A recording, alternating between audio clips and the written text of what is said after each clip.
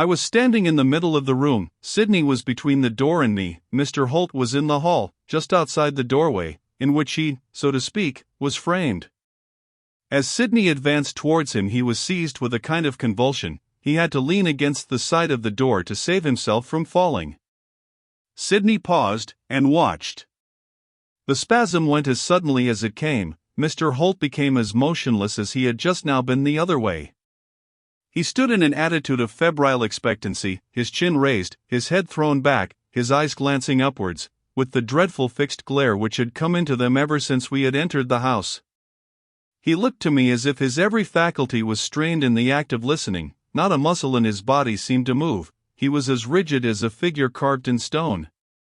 Presently the rigidity gave place to what, to an onlooker, seemed causeless agitation. "I hear," he exclaimed, in the most curious voice I had ever heard. "I come." It was as though he was speaking to someone who was far away. Turning, he walked down the passage to the front door. "Hollow," cried Sydney. "Where are you off to?"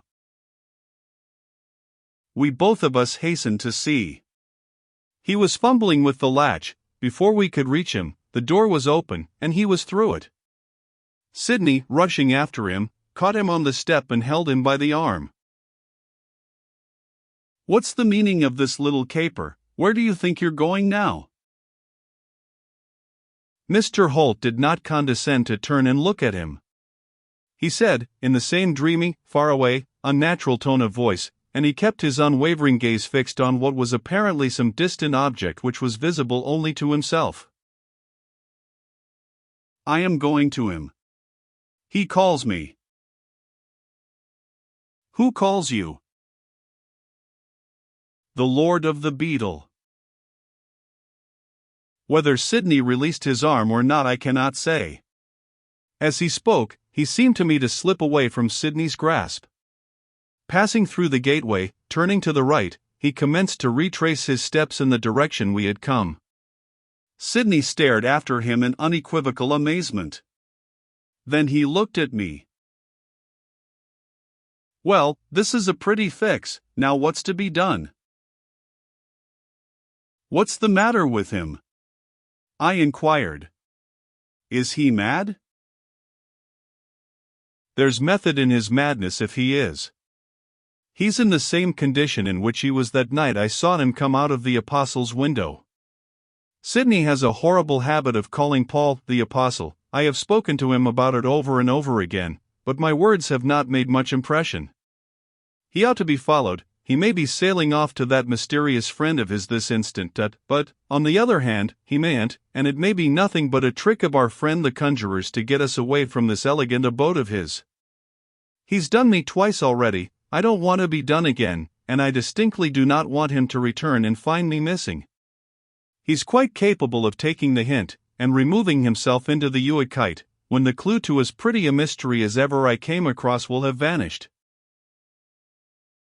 "I can stay," I said. "You, alone?" He eyed me doubtingly, evidently not altogether relishing the proposition. "Why not?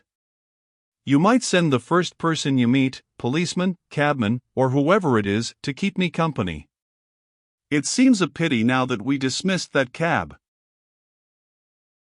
"Yes, it does seem a pity." Sydney was biting his lip. "Confound that fellow! How fast he moves!" Mr. Holt was already nearing the end of the road. "If you think it necessary, by all means follow to see where he goes. You are sure to meet somebody whom you will be able to send before you have gone very far."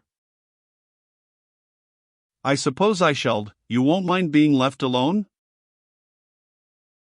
"Why should I? I'm not a child." Mr. Holt, reaching the corner, turned it, and vanished out of sight.